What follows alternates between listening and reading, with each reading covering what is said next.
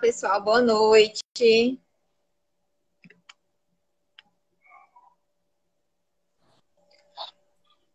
Olá, professora Vânia, Olá, boa noite. boa noite, tudo bom? Tudo bom? Boa noite, pessoal, sejam bem-vindos. Oi, Eridan, já vi que você está aí.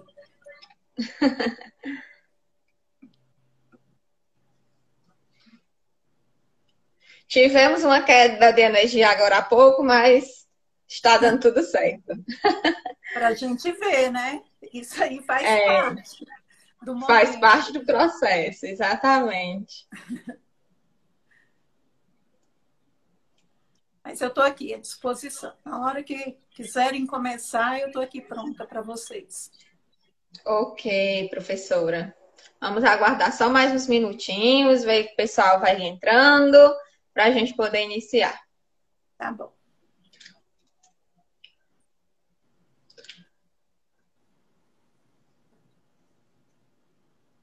Oi, Ciclene, tudo bom? Estou vendo aí.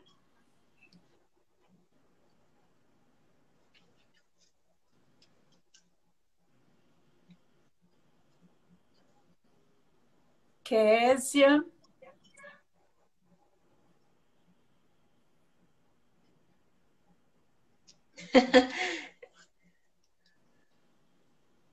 Eu acho que vai ter um pouco de gente daí, vai ter um pouco de gente aqui de Brasília, né? Eu hoje vou. Aí, se eu não Muito reconhecer bom. e se eu não reconhecer alguém, algum nome e tudo, tu vais ter que ficar bem atenta, porque eu Vou não te consigo repassando. ver nessa distância que eu tô da câmera. Pronto, estou aqui pertinho. É, Consigo ir acompanhando. Bom, né? Vamos ter dois contextos. Vamos fazendo uma conexão aí, Paulo dos Ferros, Brasília, né? Boa noite, gente. Sejam todos bem-vindos. acabou de entrar a professora Márcia. A professora Márcia é a diretora pedagógica da Escola de Aperfeiçoamento do Distrito Federal. Aperfeiçoamento do Boa Distrito noite, Federal. professora Márcia. Seja bem-vinda. Acho que Vânia teve contato com a professora Ciclene também, né? Que é a nossa chefe do Departamento de Educação.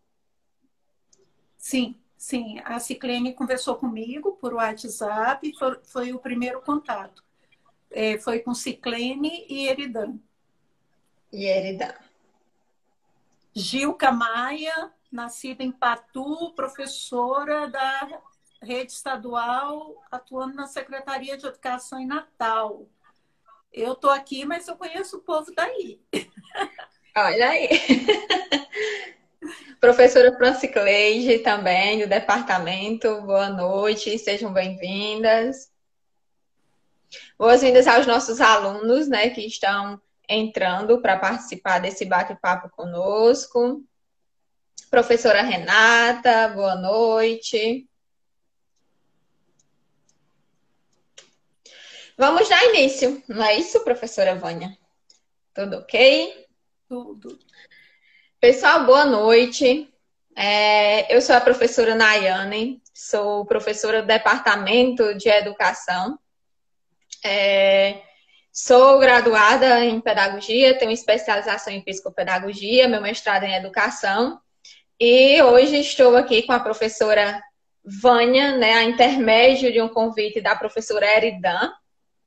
E a professora Vânia ela vai participar do nosso quadro, né, o Papo Educativo, um quadro que surgiu dentro do nosso departamento de educação da UERN para, nesse momento, né, de pandemia e nesse momento de distanciamento social, ser possível a gente continuar trazendo, né, aos nossos alunos e à sociedade também uma contribuição acerca de alguns temas. E hoje a gente tem como convidada a professora Vânia, que é mestra em educação pela Universidade de Brasília, na área de confluências, gestão e políticas públicas, exerceu as funções de subsecretária de educação na SEDEF, analista sênior educacional do SEBRAE Nacional, sócia fundadora do Centro de Educação Paulo Freire, de Ceilândia, diretora eleita da escola em que estudou quando criança, rendendo-lhe o Prêmio de Gestão de Qualidade Social da Unesco. Atualmente é articuladora intermediária da Unidade de Educação Básica de Coordenação Regional de Ensino de Ceilândia, responsável pela formação de gestores e professores da rede. E hoje a professora Vânia vai bater um papo conosco sobre, né, em tempos de pandemia, vale vencer conteúdo? E aí, a professora Vânia, a gente combinou e vamos organizar, né, a fala, ela vai falar aproximadamente de entre 30 minutos, e aí a gente vai abrir para o debate. Durante a fala dela, eu vou ficar aqui acompanhando, então vocês já podem ir deixando algumas perguntas ou questionamentos, ou até mesmo pontos de discussão, que nos 20 minutos finais a gente vai fazer essa retomada. Caso haja, né, algum imprevisto e aí o tempo não dê, voltem para a live, porque a gente vai voltar, né, se não der tempo responder a tudo, para a gente poder fazer o encerramento, tá certo? Professora Vânia, seja muito bem-vinda, né, em nome de todo o Departamento de Educação. Desde já agradeço a sua participação conosco, né, e a sua disponibilidade em estar conosco, trazendo as suas contribuições para o nosso papo educativo. Boa noite, então podemos iniciar. Boa noite, eu saúdo a todos, né? E dizer que é uma grata satisfação, porque eu moro em Brasília há 53 anos, mês que vem faz 53 anos que eu moro aqui, mas eu sou pauferrense, eu nasci em Pau dos Ferros. E minha família toda é aí do interior do Rio Grande do Norte, eu tenho muito orgulho disso. Queria saudar o diretor também do Sebrae Nacional, João Hélio, que acabou de entrar, e todas as pessoas que estão aqui.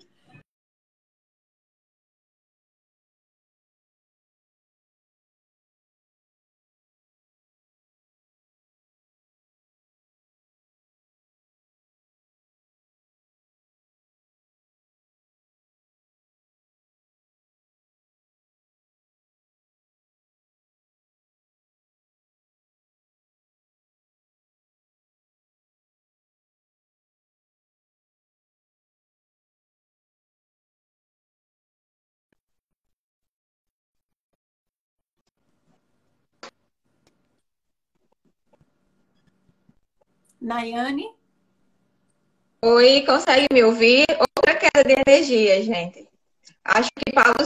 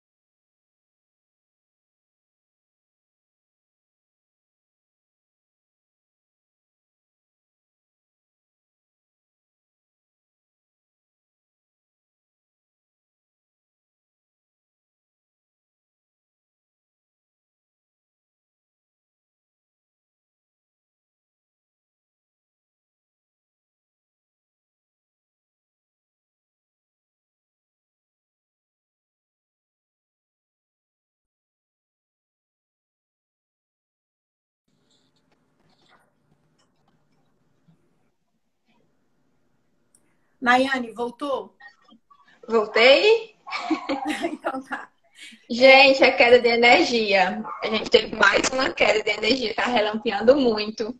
E aqui a gente tem esse problema, né? Quando relampeia, a internet vai embora. Tá. Mas vamos lá, né?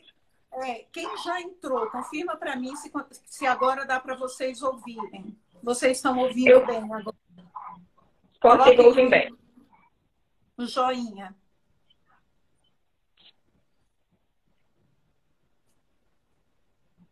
Consigo ouvir bem, professora. Mas eu preciso saber se eles estão ouvindo. Pessoal, alguém aí no chat? Ciclene, Estão conseguindo ouvir agora? Márcia. Acho que o chat deu uma travadinha. Então é melhor você retomar, né? É melhor retomar. Ah, tá voltando. Tá voltando? Tá. Ouvindo bem, professora. Estão relatando aqui no chat. Tá. Então, olhem, preste atenção. Vocês estão vendo o que aconteceu agora. O que aconteceu agora é o que a gente, às vezes, quer invisibilizar que pode estar acontecendo com os alunos nessa nossa ânsia de querer retomar a validação de dia letivo e querer retomar a questão das aulas remotas validando como dia letivo, tá? Eu só preciso, para mim, não está mais subindo os comentários, então eu precisava ver se eles estão realmente ouvindo. Confirme aí para mim, Nayane, por favor. Ouvindo bem, professora, estão relatando aqui. Então, tá Hugo acabou de relatar. Gente, mais alguém?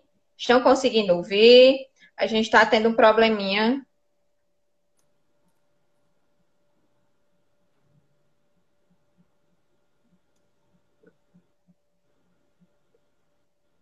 Mais alguém, gente? Estão conseguindo ouvir direitinho? Sim, ouvindo bem. Pronto. Pois é. Aí, olha, a primeira coisa que eu gosto de retomar nessa discussão, semana passada nós fizemos uma discussão dessa aqui na Câmara Legislativa do Distrito Federal com alguns deputados.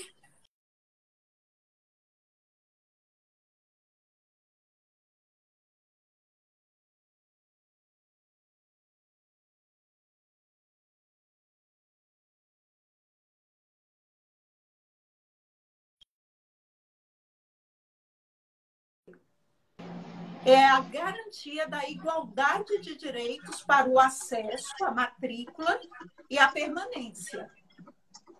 O aluno, ele precisa ter direito à permanência. Quando eu digo que ele tem direito à permanência, eu estou dizendo que ele vai ter direito àquilo que faz com que ele fique na escola. Se eu quero retomar o ano letivo, ignorando que nós estamos num momento diferenciado e que, neste momento, a invisibilidade que muitas vezes é banalizada no cotidiano da escola, daqueles que não aprendem, ela vai ser potencializada, nós estamos, de certa forma, como profissionais da educação, contribuindo para que a escola seja um elemento de exclusão social. Porque não dá para, no mundo moderno, eu considerar que escola não é fator de inclusão, é fator de inclusão. Está posto isso está colocado, não é? E aí, faz-se necessário eu me imaginar também como sujeito desse processo educativo que também foi pego de surpresa. Esse sujeito do processo educativo que está dentro deste contexto diferenciado do processo ensino-aprendizagem. Porque não é simplesmente dizer que educação à distância é algo que a gente já faz há muito tempo. Para quem a gente fazia educação à distância e em que circunstâncias? Qual era o universo disso? Porque esse universo ele foi exponencialmente aumentado. E aí, se a gente trata isso com naturalidade, possibilidade de que os professores, os conscientes, porque a gente ainda tem uma camada que não tem essa consciência, estão fazendo o afastamento social. Estão nas suas casas, que muitas vezes tem uma internet que cai. Estão nas suas casas assumindo um tempo que é o tempo e o espaço é tempo e espaço. Porque nem todo mundo vai ter um escritório. Nem todo mundo vai ter um lugar separado para ficar em silêncio ali, em contato com o seu aluno, mediando as dificuldades dele. Então, vamos partir do princípio nosso que já somos graduados, de certa forma, já temos um espaço, um trabalho, que é a docência, e que temos um celular ou um computador. Então, pensa nesse exercício do nosso lado. Agora, vamos para esse exercício do outro lado. E vamos pensar uma família que tem um celular bom ou um computador mais ou menos, com uma rede de internet que não seja tão boa e que os colegas e que os irmãos têm aula no mesmo momento. Tem que acessar a plataforma de aprendizagem no mesmo momento.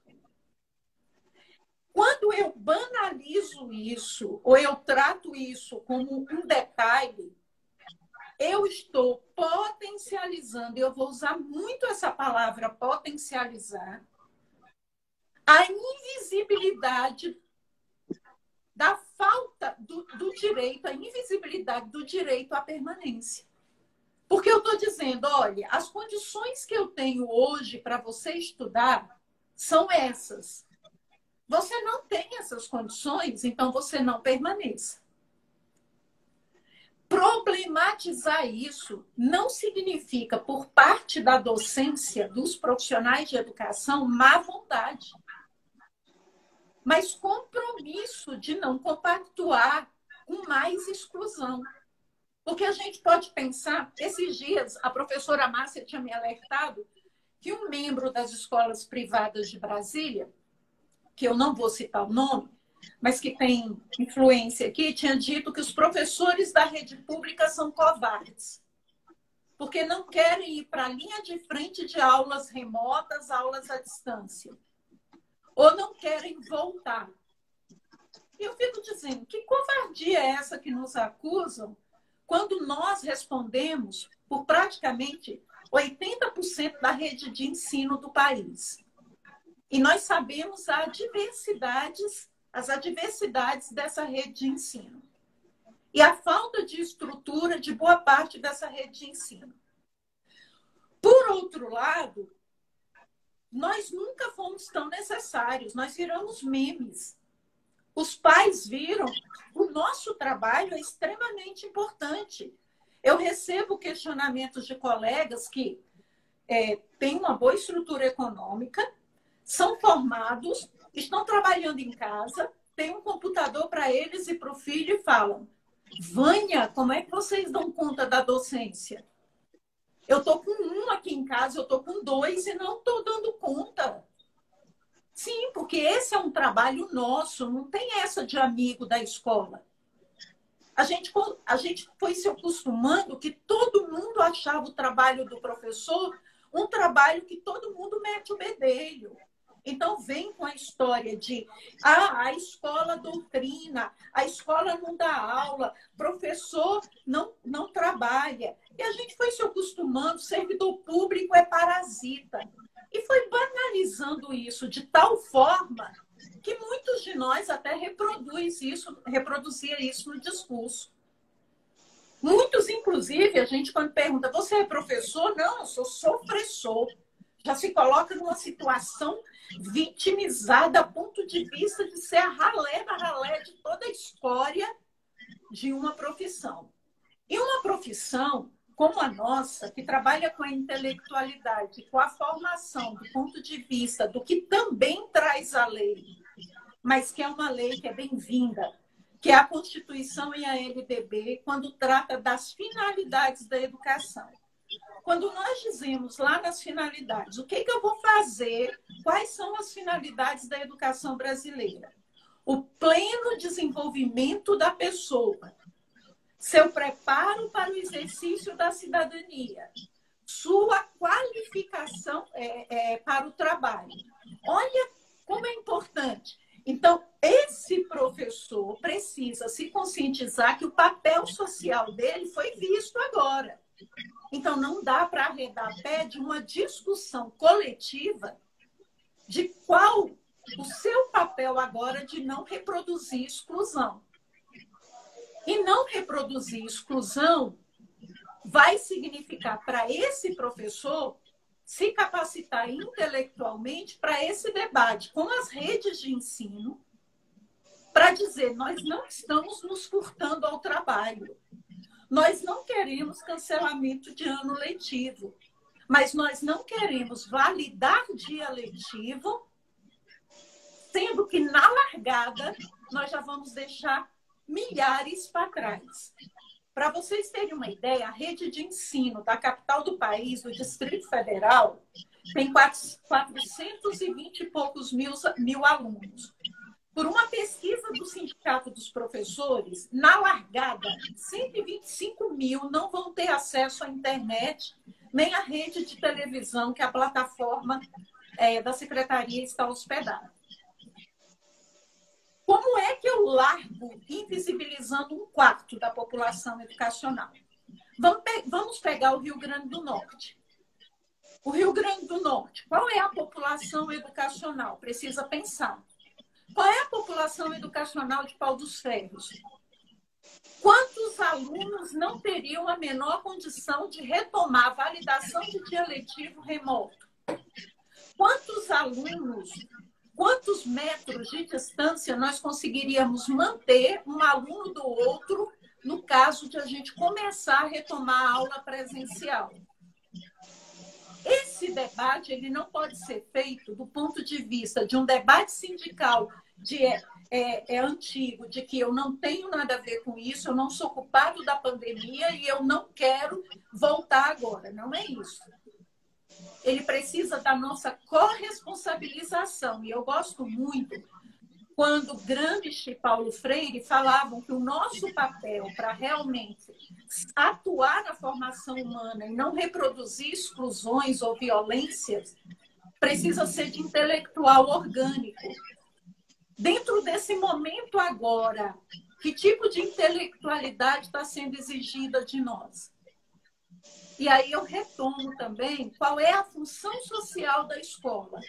Se a finalidade é o pleno desenvolvimento do educando, dá para eu achar que só o conteúdo, do ponto de vista do conhecimento sistematizado e da intelectualidade, é o suficiente?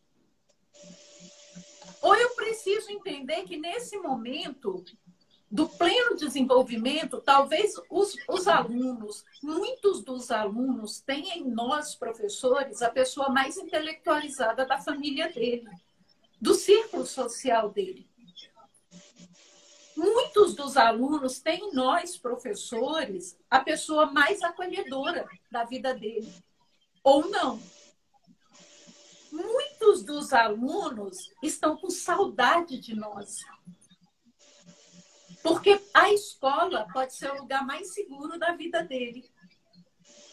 O lugar que combate a violência, a escola que não ignora a identidade dele. Então, muitos dos nossos alunos estão com saudade de nós, do nosso contato institucional mais humanizado.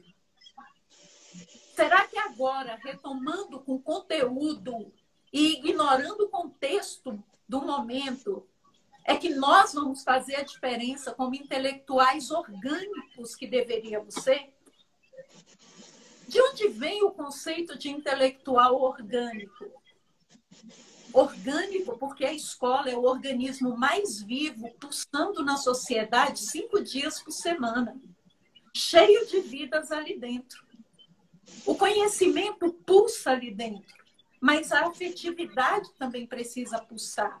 O acolhimento que faz aprender, porque ninguém aprende na repulsa, a gente aprende no acolhimento, ele faz falta nesse momento. Então, é necessário pensar. E aí eu gosto de perguntar também, que teoria de currículo a gente tem para a gente acreditar que o importante agora é não perder o ano letivo e vencer o conteúdo, dar o conteúdo.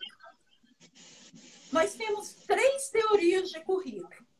A tradicional, que é enciclopédica, conteudista, que não liga se o aluno está aprendendo ou não. O importante é que o conteúdo seja dado.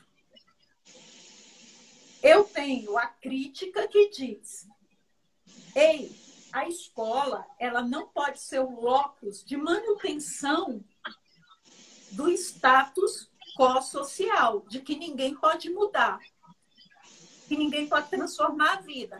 A escola vai só nivelar aqueles que já estão lá para serem nivelados e fazer a seleção natural. Ela não pode ser assim. A teoria crítica diz: a escola não pode ser isso. Ela precisa combater a exclusão social.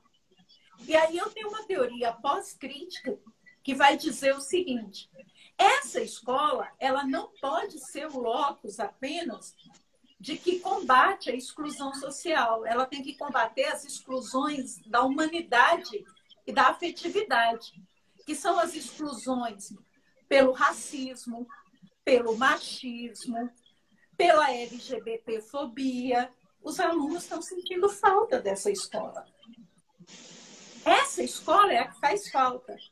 E professor, você é o professor do currículo tradicional que, independente de qualquer coisa, quer vencer o conteúdo, mesmo que os alunos saiam derrotados? Que professor você é? Você é um professor que quer contribuir para a não exclusão social? Que professor você é? Você é um professor que reproduz violência simbólica por meio de machismos, LGBTfobias, racismo? Não, professora, eu não faço isso. Qual foi o tipo de contato que a gente manteve agora com os nossos alunos? Como é que está o contato de vocês com os alunos nesse momento? Vocês estão fazendo um contato preocupados com o que eles estão vivenciando, contextualizando o momento ou ignorando o momento? Semana passada, a professora Elisângela, que também é da Escola de Aperfeiçoamento aqui, uma amiga muito querida, ela estava falando sobre, ela fez uma live com a professora Aline sobre a educação infantil. E a gente estava assustado com o número de professores cobrando dos pais um retorno das atividades, como se a educação infantil tivesse que ter um produto. Então, eu mando uma atividade para a família tem que me dar um produto de volta. Que produto eu estou forçando e ignorando os contextos a ter de volta da escola? Ou eu estou oferecendo mais do mesmo? Então, esses questionamentos, eles não são questionamentos que têm respostas prontas. Mas eles precisam ser feitos para que a gente não entenda que nós estamos vivendo a normalidade.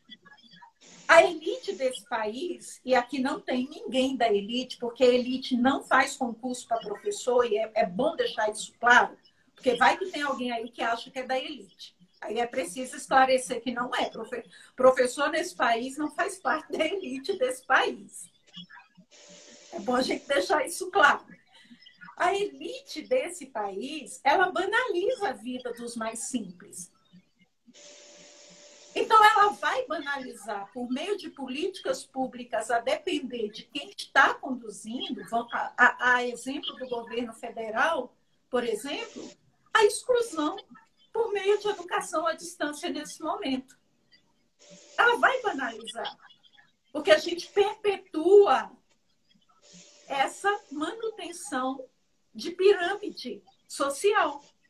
A gente vai ajudar nisso. Então, esses questionamentos também nos levam a pensar: será que ano letivo precisa estar amarrado a ano cível? Eu preciso ter essa urgência?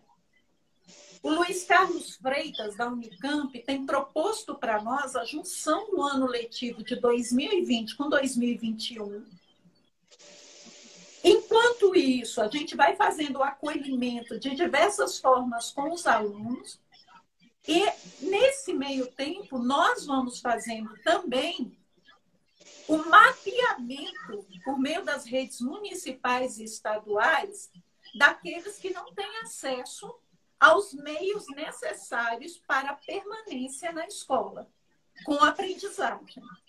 Não basta a permanência invisível, é a permanência com aprendizagem. Aí vocês vão dizer, mas não estava previsto isso. Não, a pandemia nunca vai estar prevista. Ela vai sempre chegar de surpresa. Pegou o século XXI, arrogante do ponto de vista da ciência e da tecnologia, de surpresa, pegou de calça curta. Nós nunca, na história da humanidade, a gente nunca viu a rapidez com que se vai produzir uma vacina. Mas não na rapidez que o século XXI, na sua arrogância, pensava que podia fazer tudo. Então, é necessário, nesse momento, que se ressignifique também o orçamento público da educação, política pública educacional. Internet hoje é gênero de primeira necessidade para a educação. Uma professora da universidade que está com internet, que fica sujeita ao relâmpago, que fica... E isso não é só para você aí em Pau dos Ferros, não. Isso é no país inteiro, nesse país que é continental, que cabe toda a Europa dentro. Esse país, que era para estar dando um exemplo no mundo, porque ele é um país com toda a capacidade de riqueza que o mundo poderia estar vendo agora, mas a gente resolveu retroceder. A gente resolveu retroceder no processo civilizatório. E a gente precisa tomar esse cuidado de retroceder nesse processo civilizatório, por meio dos exemplos que estão vindo. Em nível federal, a gente não se reificar. O que é reificar? A gente não se coisificar e banalizar o momento atual, achando que ele é normal e continuar essa reprodução de exclusão.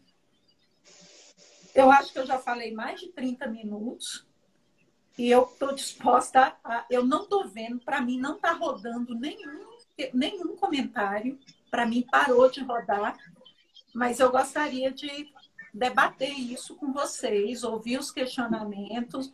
Não sou dona da verdade, mas estou muito incomodada de quererem nos usar como profissionais da educação para banalizar a invisibilidade de alunos que não vão ter acesso a aulas de forma remota ou que não têm estrutura nas suas famílias para reservar um espaço em casa para estudar. Esses dias eu dou aula para muito professor, eu, Márcia, a professora Elisângela, a gente trabalha muito com a formação docente. E eu recebi um WhatsApp de uma professora, até passei para a Márcia, muito preocupada, que ela dizia, professora, a escola está pedindo para eu fazer vídeos da minha casa e a senhora não tem ideia de como é a minha casa.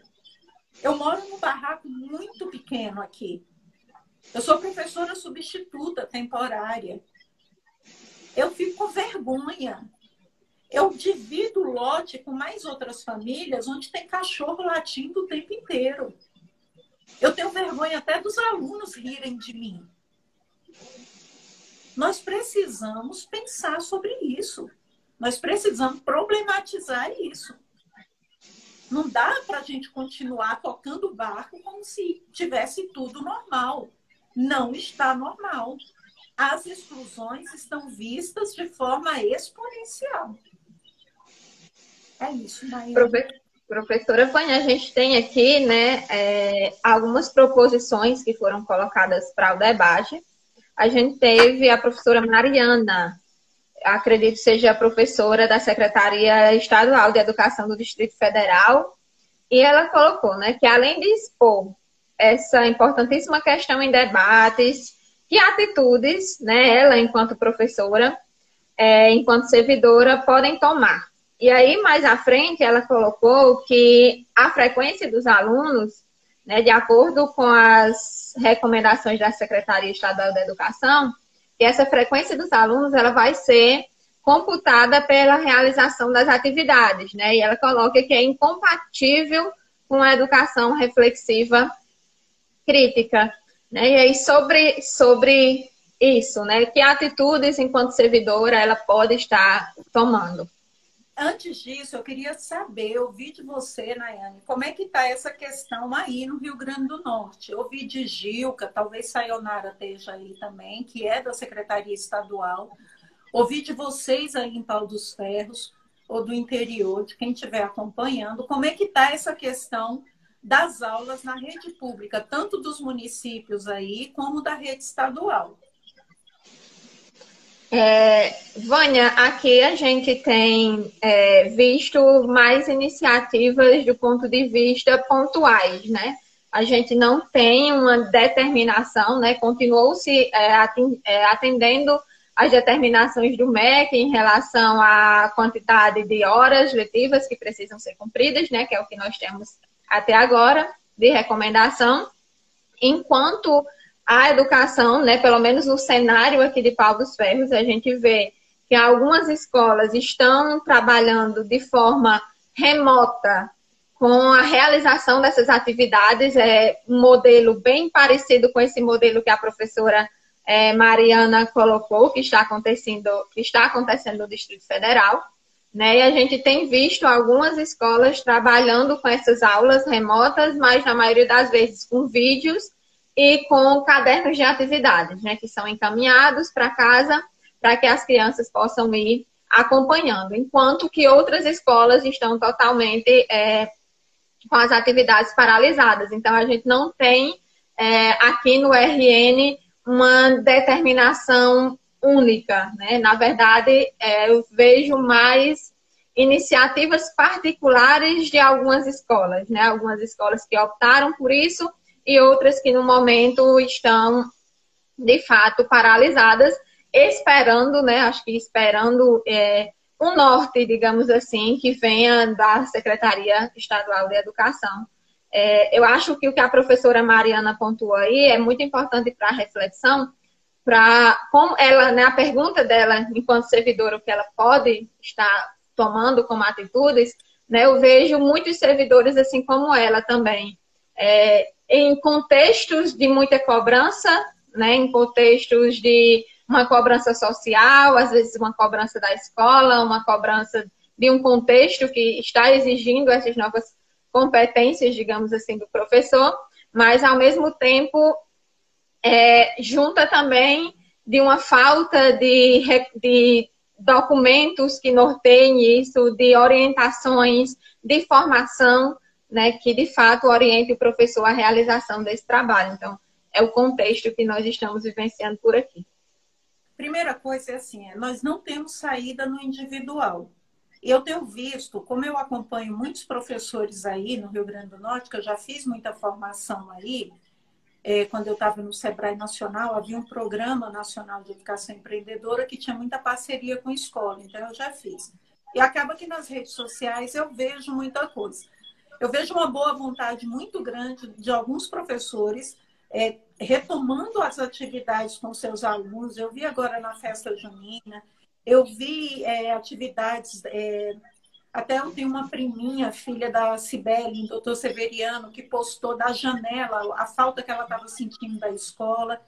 Eu acho tudo isso muito importante, muito louvável. Por outro lado, eu questiono essa coisa de, na coletividade, por exemplo, o sistema de ensino do Rio Grande do Norte ainda não tem uma orientação clara, porque aí você cria vários sistemas de ensino. Você acaba criando como se cada escola fosse um sistema de ensino diferenciado. E a depender de quem está na gestão, pode ser uma gestão com muita boa vontade, que está tentando fazer a coisa acontecer, e você pode também ter aquele gestor que está trucidando os professores, no sentido de oprimir, de obrigar a fazer, mas sem isso ter uma validade institucional do ponto de vista da rede municipal de educação ou da rede estadual de educação. Professora Vânia, oi. Em relação a isso, né? A gente tem uma portaria, né, que instaurou, né, que determinou essas aulas remotas, Mas a gente não tem, de fato, até a professora Berenice está colocando aqui, a gente não tem uma definição de contabilização dessas aulas, né? Outra questão, né, que eu acho que vai acrescentar na fala é que justamente a gente tem uma determinação de uma possível retomada para 14 de agosto, né? Então, é esse cenário que nós estamos tendo agora. Então, o que eu respondo para a Mariana? A questão é sempre coletiva, ela é coletiva. Então, no caso do Distrito Federal, o governador foi um dos primeiros a promover o isolamento social logo no dia 12, era uma segunda-feira de março. Todo mundo elogiou muito, as secretarias de educação suspenderam todas as atividades e, aos poucos, a gente é cobrado, sim, até porque a maioria de nós, praticamente todos os professores estão numa situação de receber seus salários. A gente deve uma satisfação para a sociedade em relação a isso. E a coisa começou a pegar quando nós fomos informados que deveríamos validar dia letivo. E nessa validação de dia letivo, a gente não quis invisibilizar os 125 mil alunos que estavam sem acesso às possibilidades. E aí foi sugerido que a gente entregasse material impresso para a família trouxesse o retorno. Num momento de insegurança do ponto de vista das medidas sanitárias, que a gente, do contágio até por esse material que iria e que viria de volta para a escola. Tá? Então, o que a gente está insistindo aqui no Distrito Federal é de que a secretaria, a cada portaria que ela solta, ela soltou essa semana, uma minuta de portaria, que pediu a contribuição de todas as regionais de ensino, e nós estamos insistindo. Vamos criar uma política pública de identificar onde estão os alunos sem acesso e garantir a internet e a compra, uma licitação, tanto para professores como para alunos, de materiais que ajudem a que eles tenham essa garantia do direito à igualdade e da permanência. Esse trabalho está sendo conduzido tanto por professores que estão em áreas estratégicas na secretaria, mas também a gente tem um sindicato muito forte, que é o Sindicato dos Professores do DF, que tem comprado também essa discussão. E já conseguimos 2 audiências públicas na Câmara Legislativa para questionar a gestão da Secretaria de Educação da possibilidade de não promover essa exclusão, validando o dia letivo e prejudicando com essa validação esses 125 mil alunos. Então, Mariana, né? A questão é no coletivo, é sempre no coletivo. E isso não significa que a gente não queira trabalhar, a gente quer trabalhar, a gente quer ir retomando esse contato, mas sem ignorar esse contexto. Então, assim, eu fico muito preocupada quando eu vejo uma lista de conteúdos a serem contemplados onde nenhum contextualiza a pandemia, onde nenhum contextualiza os medos atuais, onde nenhum contextualiza a responsabilidade individual com o coletivo na questão da prevenção. Então, quando eu faço isso na escola, essa escola é asséptica. Ela está fazendo uma asepsia em relação ao contexto. Então, essa escola reproduz um modelo de currículo tradicional, que é de vencer o conteúdo independente do contexto onde ele está. Por isso, o título, quando me pediram, eu falei, na pandemia, vale a pena vencer conteúdo? Ou seria contextualizar? Ou seria entender o papel social da escola, que tem essas outras finalidades, que não é só do conteúdo do ponto de vista sistematizado da intelectualidade? E aí a pergunta é, mas nós não estaríamos também criando uma diferença com a rede privada que está ali enchendo os alunos de atividade, colocando os professores para trabalhar a qualquer custo? Né? Sim, essa diferença já tem. O que não diz que a rede privada é melhor do que toda a escola pública. Não tem nenhuma pesquisa que evidencie isso. Está na cabeça de quem considera que todo trabalho público é feito por parasita. Porque quando a gente fosse pesquisar isso a fundo, a gente ia ver que aquele aluno, às vezes, na rede privada, ele está sufocado, né? A professora Márcia tem uma filha, a Juju, a Júlia. Às vezes ela não consegue, ela tem 6 anos. Ela tem hora que ela não consegue acompanhar, mas sabe por quê? Porque ela está muito avançada e ela fica preocupada com os coleguinhas que não estão acompanhando.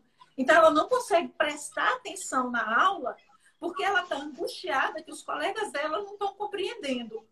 E ela se sente, olha o nível da criança de percepção de outras funções que a escola poderia assumir. E ela fica triste e se sente culpada porque ela está aprendendo e os outros não estão aprendendo. Então, A gente... Diga, Nayane. Não, pode continuar, professora Vânia, pode concluir o pensamento. E Desculpa aí. E ela, com 6 anos, ela me ligou para contar isso. Porque ela estava ansiosa, ela estava triste. E ela estava sentindo agonia na hora da aula. Porque a culpa que ela sente por aprender aquilo que os coleguinhas dela estão tendo dificuldade. Então, essa sensibilidade da Juju, da Júlia, às vezes falta na nossa capacidade de entender a função social da escola. E na reprodução do conteúdo pelo conteúdo, a gente não percebe isso. A gente tentando aqui, né, acompanhar o chat, a gente tem a professora Caísa que trabalha na rede estadual. Ela coloca que as aulas remotas estão sendo registradas no SIGEDUC, né, o sistema aqui da Secretaria Estadual da Educação do RN. E a professora Ciclene traz algumas proposições para o debate, né? Inclusive, ela cita exemplos aqui de uma criança que não está sem acesso, né? Só tem apenas um celular e aí não consegue acompanhar as aulas, né? Se tornando excluída nesse processo, né? Sendo excluída desse processo de educação. Tentando aqui acompanhar, ver aqui, só um segundinho.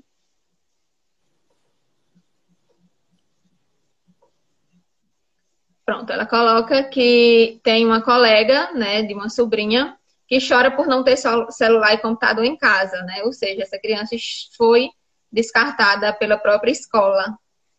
E porque aí ela sabe que os outros estão tendo.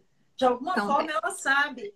Então dói nela. Então, assim, imagina você ganha uma bolsa de estudo numa escola privada. Aí toda a sua família comemora. Só que quando você chega na escola privada, você precisa comprar um uniforme lindo, maravilhoso. Você vai precisar chegar com uma lista de material que sua família não tem condições de comprar. Isso não é forma de exclusão? Adiantou o acesso à matrícula na escola privada? Não adiantou. Porque a sua permanência está comprometida. E aí eu digo se a rede estadual do Rio Grande do Norte, e se João Hélio está aí ouvindo, Sayonara, Gilca, pensar sobre isso, é necessário que, paralelo a esses contatos, esteja sendo feito mapeamento de quem está excluído. Nós não podemos banalizar essa invisibilidade. Essa criança que chora. Nós temos aqui, esses dias eu estava vendo no noticiário local, uma mãe que estava economizando dinheiro para comprar uma casinha na invasão. Não era uma casa regularizada. E ela gastou para comprar um tablet. Só que o repórter perguntou, e aí, a senhora está feliz? Ela falou, eu não sei usar. Eu não sei ensinar meu filho a usar. Então, a gente não está entendendo que esse menino, ele vai aprender. Esses recursos, eles são necessários para a modernidade, só que nós chegamos nela com um monte de gente sem acesso a ele. E agora que ele vira um recurso de primeira necessidade, essas pessoas estão pululando. Elas estão aí, ó, aparecendo, emergindo. Nós temos meninos que amam estudar e que estão sofrendo porque não têm acesso. Aí, A professora Eva Maria está colocando aqui que esse mapeamento está sendo feito, né? Que pelo menos foi a primeira orientação que foi feita, né? Professora Eva Maria Castro. é minha prima. E aí a gente... Ah, sofri. Olha aí os parentescos, né? E aí a gente tem, né, algumas proposições para o debate, né, feitas pela professora Ciclene também, né? Que escola queremos, né? Que sociedade acreditamos ser importante formar e informar. E aí acho que a nossa live só tem mais 4 minutinhos, professora, mas aí caso a gente pode retomar, né? A gente pode iniciar novamente. E outra coisa, eu não me incomodo da gente retomar. Eu não, ó, primeiro que isso não é uma guerra dos professores contra os sistemas de ensino. A gente precisa entender. Nós precisamos colaborar com isso. Mas nós não podemos banalizar o momento e achar que está natural. Que bom que Eva está dizendo que o mapeamento está sendo feito. Paralelo a esse mapeamento, as secretarias de Fazenda ou de Economia, não sei que nome elas estão tendo, vão ter que rever a aplicação de recursos, porque elas é que liberam muitas vezes esses recursos para a educação e dão as prioridades 0, ou prioridade 1, ou prioridade 2. Então, isso é um esforço que tem de ser feito como política pública. Esse momento exige novos direcionamentos de políticas públicas municipais e estaduais. Eu não falo no âmbito federal, porque no âmbito federal nem ministro existe. Não existiu ainda. Porque primeiro foi um colombiano que dizia que a universidade era destinada a uma elite intelectual. Fora. O segundo não sabia nem escrever e tratava tudo como guerra ideológica. Fora. O terceiro ficou 5 dias e a LDB prevê que ministro homologa componente curricular, mentia o próprio currículo. Alguém que iria homologar componente curricular, mentia o próprio currículo. Então, se na área federal isso não está existindo, é necessário que profissionais de educação, como Gilca, como Sayonara, a universidade não fique só apontando o dedo, mas que haja, nesse momento, um trabalho coletivo de corresponsabilidade de todos que são sujeitos da escola. E essa corresponsabilidade exige de nós uma leitura de contexto para além do senso comum. É isso? A professora Magna, né? Magna, ela coloca aqui que ela tem casos onde os pais não têm escolaridade, né? E isso, além da falta de acesso, é um problema. Não, olha, hoje eu estava revendo uma minuta de portaria e ela dizia assim,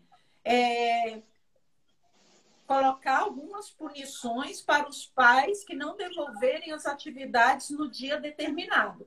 Aí eu questionei lá, eu coloquei, e os pais que não sabem ler e escrever? E os pais que estão tendo que trabalhar porque não podem ficar em isolamento social?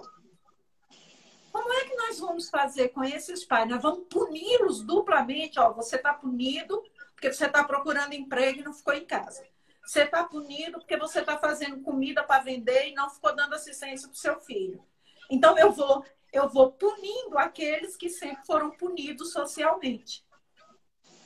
Então, é por isso que eu digo, a leitura docente dos profissionais de educação, estejam eles na sala de aula, que é a área fim, ou nas áreas meio da gestão municipal e estadual, elas precisam ser intelectualizadas, tecnicamente capazes de juntos encontrar solução para não ficar punindo quem a vida inteira foi punido. Acho que todas essas discussões, né, é uma discussão que a gente tem provocado, é uma discussão que não se encerra nesse bate-papo de hoje, né? Acho que nós, enquanto universidade, precisamos estar trazendo essas discussões, precisamos estar dialogando, né, com os professores da rede pública, com os professores da educação básica, com os nossos alunos também, que estão em processo de formação, né, que estão numa formação inicial. Muitos desses alunos também já estão nas salas de aulas, né, já estão tendo essa experiência. Então, é um diálogo que não se esgota hoje. Né, em nome de todo o departamento, professora Vânia, tem aqui inúmeros parabéns para você, né, pela discussão. Eu não estou interagindo porque não aparece nada para mim. Nada. Porque eu estou agoniada, porque eu adoro interagir. Interagir, pois é, que pena. Então a gente tem aqui, né, uma discussão muito interessante. Parabéns, professora Vânia, você é conhecimento puro, né? Gente, muito importante esse debate. Parabéns, Vânia e Nayane. Um cheiro, Eridan. Que debate maravilhoso, né? Que a gente vê o quanto que é importante estar trazendo essa discussão nesse cenário. É uma discussão que, como eu já disse, não vai se encerrar hoje, né? Mas, professora Vânia, muito grata pela sua participação hoje. Espero que a gente tenha outras oportunidades, quem sabe aqui no Papo Educativo ainda, né? A gente possa marcar um reencontro e continuar esse debate que é tão pertinente para esse momento e que não se esgota, né? A gente precisa muito problematizá-lo, a gente precisa muito debater sobre isso. Eu aposento em setembro, assim que passar a pandemia, eu quero ficar mais tempo na minha terra, aí no interior, e eu fico à disposição também para quando a gente puder se abraçar e a gente puder estar junto, a gente também fazer esses debates presencialmente da formação intelectual, técnica, acadêmica, de compromisso político e pedagógico do professor. Muito obrigada, professora, com certeza, né? Um beijo, foi um prazer estar aqui com vocês. Espero que a gente tenha, né, essas oportunidades de dialogar pessoalmente futuramente, né? Se Deus permitir. Obrigada, gente, a vocês, né, pela participação. Tchau, tchau.